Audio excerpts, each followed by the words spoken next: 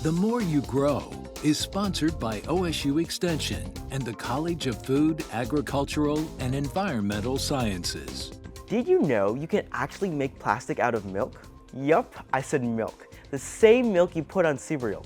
To get started, you'll need 1 cup of milk, 4 teaspoons of white vinegar, 2 mugs or heat-safe cups, paper towels, a spoon, and optionally, cookie cutters, glitter, food coloring, or markers for decorating.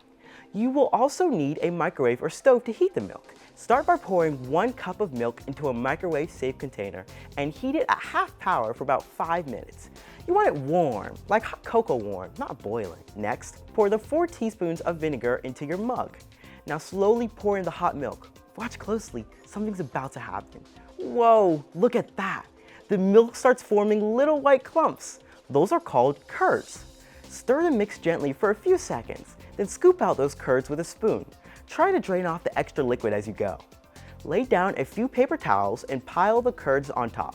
Then fold the paper towels over and press to soak up as much liquid as you can. You can swap in fresh towels if it's still damp. Now squish the curds together with your hands, kind of like a dough. That's the milk plastic. While it's still soft, you can mold it into shapes with cookie cutters, sculpt it by hand, or even add food coloring or glitter. Then leave it out to dry for about 2 days. Once it's hard, you've made your very own case and plastic creation. There are tons of other fun science projects you can do just like this one.